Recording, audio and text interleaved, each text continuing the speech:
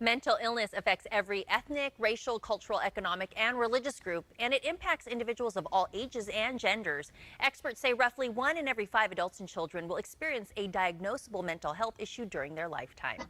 Preston Cannon is a speaker with Sacramento County's Stop Stigma Speakers Bureau and wants to share his story with us. Good morning. Good morning, Aubrey. How are you today? We're doing well, and we appreciate you coming on the show to talk about mental wellness. This past year, we know it's been difficult for so many, especially when we talk about the mental health of our community during the pandemic, and then some of the residual effects when it comes to systemic racism that continues to impact communities of color here and elsewhere. Speak to how these events have impacted not only your mental health, but the mental health in our community and the Black and African American community in particular. Well, with the history of being Black in America, every culture has its challenges. But for us, with Juneteenth being a few days away, it's just a reminder of our legacy of resilience.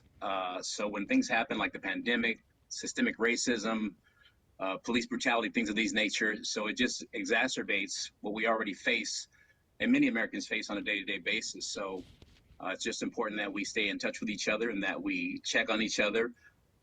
And that, of course, we remember where we come from, where we are, and that there's still much work to be done. And, of course, our mental illness is a vital part of that. Well, there is an important holiday coming up, and it's called Juneteenth. Talk about what that day means to you and how it plays into the mental health picture. Well, again, as I said before, it's a celebration for African Americans. It's a day of remembrance. It's important to remember our past so we know where we've come from, so we know where we're going. How it's impacted me, it's been very challenging.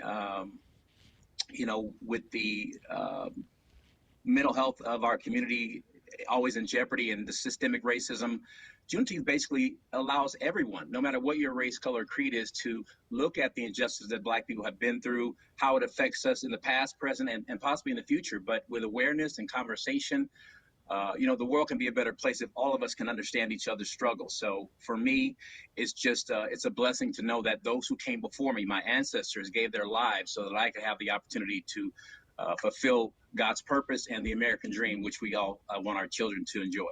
Let's talk about some of the work you're doing here around Sacramento to reduce the stigma when it comes to mental health.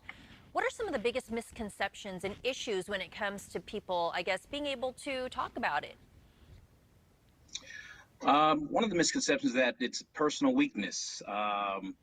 You're going to be okay. There's nothing wrong with you. Everybody has something wrong with them. Or that this person just wants attention. It's fact. It's a medical condition. It kills lots of people every year, and the numbers are increasing. So it's not always what you think. It's not that person that you think is walking around talking to themselves. It could be the CEO, it could be your neighbor. But the misconceptions are that you've done something to deserve this, or that it's not a valid medical condition, and that's very dangerous.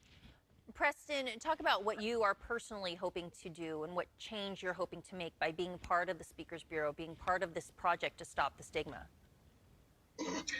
Well, the number one thing I realized is that for many years, whether I didn't communicate it effectively to my friends and family about my condition, I felt powerless. I felt like I had no voice, and particularly the stigma in society that created that shame in me. So I decided, once I learned about the Speakers Bureau, there's another Preston out there, and maybe he's in his room like I've been in my room before. Maybe he doesn't have a support base, but I want him to know, and I want her to know, that there's hope out there, there's help out there, you are not alone, and that we individually or collectively have the power to end the stigma and discrimination surrounding mental illness, and to just make things better for those people like myself who suffer and live and triumph with this particular affliction. Preston, thanks for sharing some of your personal story. Any final advice on behaviors we should look for in friends or loved ones who may be experiencing a mental health issue but don't necessarily want to reach out for help?